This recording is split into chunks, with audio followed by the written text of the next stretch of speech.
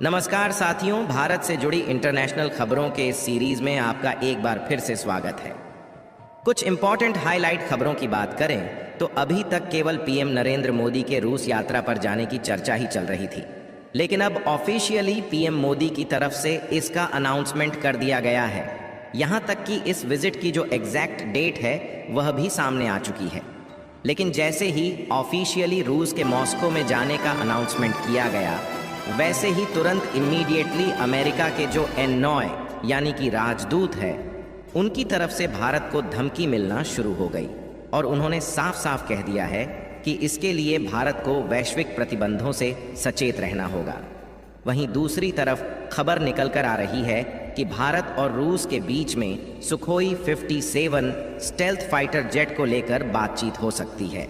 इसके अलावा अब भारत राफेल का ठिकाना बनने जा रहा है, क्योंकि फ्रांस की राफेल बनाने वाली एविएशन कंपनी को भारत के उत्तर प्रदेश में मैन्युफैक्चरिंग प्लांट सेटअप करने की परमिशन भारत की तरफ से मिल गई है। वहीं दूसरी तरफ साल 2020 में ईरान ने जिस रेलवे प्रोजेक्ट को चीन के इन्फ्लुएंस में आकर भारत से छीन लिया था, अब वही रेलवे प्रोजेक्ट ईरान भारत को फिर से देना चाह रहा है और ईरान चीन के मुंह पर तमाचा मारकर भारत की ओर मुड़ चुका है। आज की इस वीडियो में ईरान, रूस, पाकिस्तान, अमेरिका, चीन और फ्रांस से जुड़ी कुछ ऐसी इंटरनेशनल खबरों पर चर्चा करेंगे जो भारत के लिए बेहद ही इम्पॉर्टेंट है। लेकिन आगे बढ़ने से पहले इस वीडियो को एक लाइक करके चैनल को सब्सक्राइब ज़रूर कर लीजिए,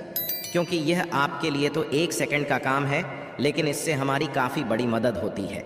सबसे पहले और इम्पॉर्टेंट अपडेट की बात करें तो यह बात सभी जानते हैं कि प्रधानमंत्री नरेंद्र मोदी जी जल्द ही रूस के प्रेसिडेंट पुतिन से मिलने के लिए मॉस्को की यात्रा करने जा रहे हैं, लेकिन अभी तक इसका ऑफिशियल अनाउंसमेंट नहीं किया गया था। अब इसका अनाउंसमेंट ऑफिशियली किया जा चुका है कि पीएम मोदी 8 और 9 जुलाई को रूस की यात्रा करने जा रहे हैं। लेकिन हैरानी की बात यह है कि रूस की यात्रा के लिए जैसे ही ऑफिशियल अनाउंसमेंट किया गया, वैसे ही अमेरिका की धड़कनें बढ़ना शुरू हो गई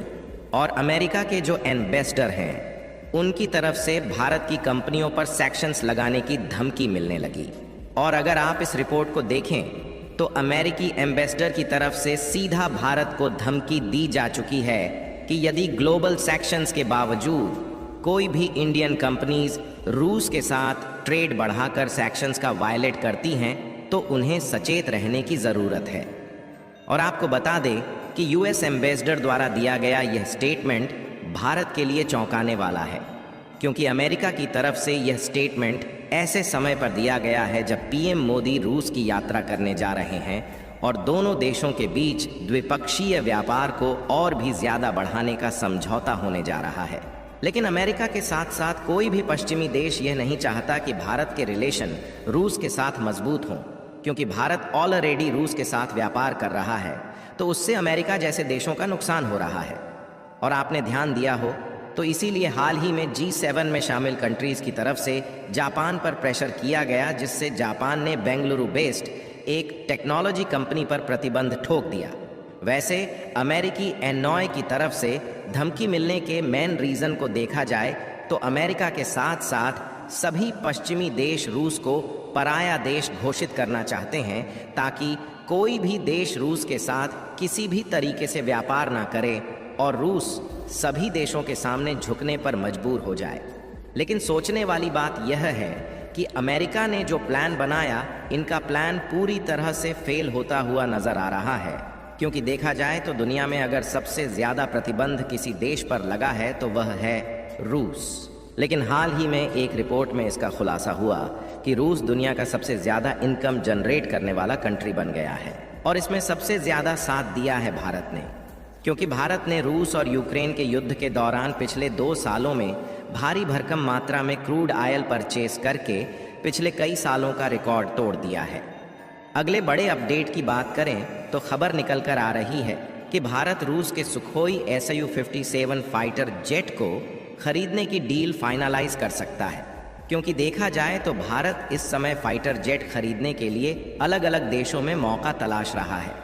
हालांकि फ्रांस के साथ 26 राफेल जेट खरीदने की बात ऑलरेडी चल रही है, लेकिन भारत इसके अलावा MRFA डील के तहत लगभग 114 फाइटर जेट खरीदने वाला है, जहां भारत की तरफ से इसके लिए कुछ शर्तें रखी गई हैं कि जिस देश की कंपनियों से भारत इन फाइटर जेट को एक्वायर करेगा, उन्हें अपनी प्रोडक्शन यूनिट भारत में सेटअप करना होगा और इसकी फुल टेक्नोलॉजी भी भारत को ट्रांसफ़र करना होगा। हालांकि भारत ने पहले भी रूस के सुखोई Su-57 फाइटर जेट खरीदने में इंटरेस्ट दिखाया था, क्योंकि यह एक स्टेल्थ फाइटर जेट है और भारत स्टेल्थ फाइटर जेट की तलाश कर रहा है। लेकिन इस फाइटर जेट को लेकर भारतीय वायुसेना को कुछ आपत्ति थी, जिसे रूस ने दूर करने का दावा किया है। अब पीएम मोदी रूस की यात्रा पर जा रहे हैं, तो इस बात की संभावना बढ़ गई है कि रूस के प्रेसिडेंट पुतिन इस मुद्दे पर बात कर सकते हैं। अगली बड़ी अपडेट की बात करें तो अब भारत राफेल का ठिकाना बनने जा रहा है, और जिस राफेल के लिए भारत को फ्रांस के सामने हाथ फैलाना पड़ रहा है, अब वही राफेल भारत में मैन्युफैक्चर हो सकते हैं। दरअसल आपको बता दें कि पिछले कई महीनों से भारत फ्रांस के साथ 26 की संख्या में राफेल खरीदने की डील फाइनल कर रहा है, लेकिन फ्रांस इसके लिए भारत से ज़्यादा कीमत मांग रहा है,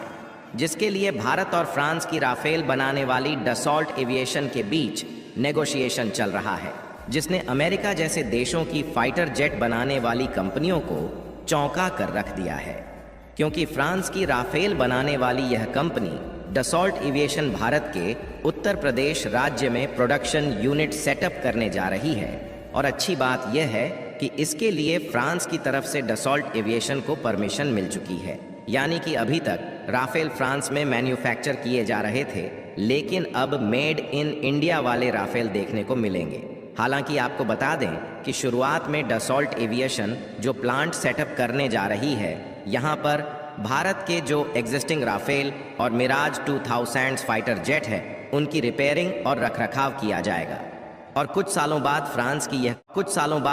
की यह कंपनी अपने इस प्लांट को प्रोडक्शन के लिए एक्सपैंड कर सकती है। अगली अपडेट की बात करें तो भारत की स्ट्रैटेजिक लोकेशन के हिसाब से काफ़ी ज़्यादा इंपॉर्टेंट है, क्योंकि भारत का पड़ोसी देश ईरान चाबहार और जाहेदान के बीच की रेलवे कनेक्टिविटी का जो प्रोजेक्ट है,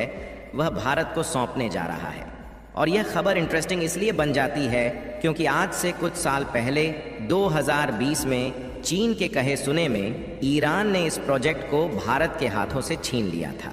लेकिन अब वही ईरान वापस भारत को यह रेलवे कनेक्टिविटी का प्रोजेक्ट सौंपने की बात कर रहा है। दरअसल जब से भारत ने ईरान के चाबहार पोर्ट को अपने हिसाब से ऑपरेट करना शुरू किया है, तब से वहाँ पर 600% ट्रैफिक बढ़ गया है, यानी कि इसमें लगभग 6 गुना की बढ़ोतरी हुई है, जिससे भारत के साथ साथ ईरान का भी काफ़ी ज़्यादा फायदा हो रहा है। इसलिए ईरान यह प्रोजेक्ट दोबारा से भारत को सौंपने जा रहा है। इसे समझने के लिए अगर आप इस प्रोजेक्ट के रोड मैप पर नज़र डालें, इसमें आप देख सकते हैं कि ईरान और जहेदान के बीच 1380 किलोमीटर का यह रूट जो सेंट्रल एशिया को जोड़ता है, इस रेलवे कनेक्टिविटी को बनाने का जिम्मा भारत को मिलने जा रहा है। तो यह रही आज की भारत से जुड़ी कुछ इंपॉर्टेंट अंतर्राष्ट्रीय खबरें। बाकी आप लोग पीएम मोदी की रूस विजिट के बारे में क्या कहना चाहेंगे, अपनी राय कमेंट में ज़रूर बताएं। इस वीडियो को एक लाइक करके अपने मित्रों तक शेयर ज़रूर करें, ताकि उन्हें भी जानकारी मिल सके।